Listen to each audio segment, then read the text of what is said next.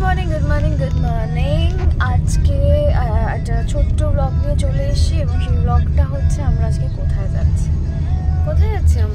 আমরা আজকে যাচ্ছি দিদি নম্বর 1-এ বিয়ের আগে এরকম একটা ব্লগ করা হয়েছিল যেটার মধ্যে তোমরা জেনে মানে দেখেছিলে আমরা যাচ্ছি আর সেখানে শুনেছিলে যে হ্যাঁ আমরা বিয়ে করব সামনে খুব তাড়াতাড়ি। বাট এইবার বিয়ের পরে ফার্স্ট টাইম আমরা হ্যাঁ, কারণ এর আগে অনেকবারই ডাক এসেছে বাট সামহাউ সময় হয়ে ওঠেনি, জানোই শুটিং এর চাপ থাকে। তো যাই হোক আজকে আমাদের টাইম ম্যাচ করেছে, এখানে আনন্দের সঙ্গে যাচ্ছি দিদি নম্বর 1। দেখতেই পাচ্ছ দিদি নম্বর 1-এর মঞ্চে আছি, বিয়ের পরে প্রথম দিদি নম্বর 1-এ এলাম। সো একটা অন্যরকম ফিল, আর আমাদের সাথে আমাদের সব বন্ধু বান্ধবরা আছে। আর কিছু বলো, কি বলবো কথা, এই যে যারা এই দিদি নম্বরে আসে তারা নিশ্চয়ই এই চেহারাটাকে চিনে রাখো, এটা হচ্ছে খুব। আর বলছিল তুমি বসে পড়েছো? আমি বসে পড়েছি, তুমি যাও গিয়ে দিদির সাথে কথা বলো। হ্যাঁ যাবো, তার আগে সবাইকে দেখিয়ে দিই। এই যে এখানে হয়েছে সৌরভ, লম্বু সৌরভ আছে আমাদের সাথে, যাকে সবাই এইদিকে রয়েছে দেবাদ্রিতা আর রাহুল। কেমন লাগছে তোমাদের বলো দিদি নম্বর 1-এ এসে? খুব ভালো লাগছে, আর আজকে এসেছে কাপল হিসেবে, তো ওই জন্য আরো এক্সাইটেড, দেখা যাক নতুনত্ব। খারাপ খেলে তাহলে। আর সামনেই বিয়ে, একটা আলমারি চলে গেছে নতুন বাড়িতে, সাবাস। আর এই যে দিদি এখানে কথা বলছে।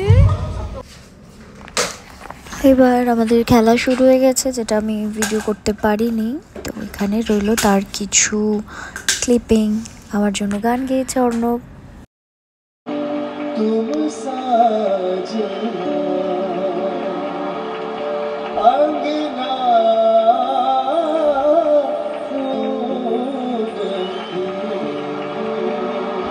তারপর এলো ইমন, গানের রাউন্ডে আমরা সবাই নাচলাম, খুব মজা করলাম।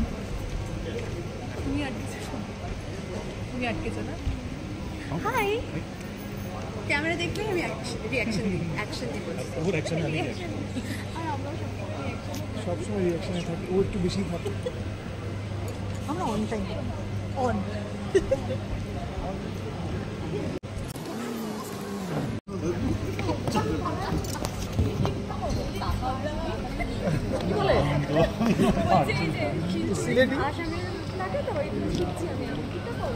চলো যাই নাকি, চলো।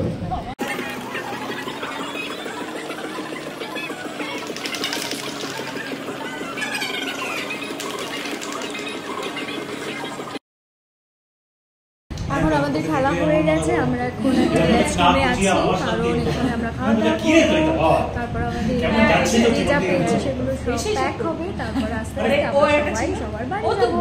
দেখো একটু খেলা হয়ে গেল,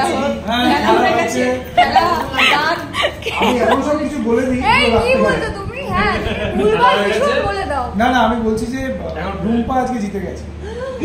রুম্পা জিতে গেছে, তুমি এটা বলা যাবে না। তোমরা কিছু বলো।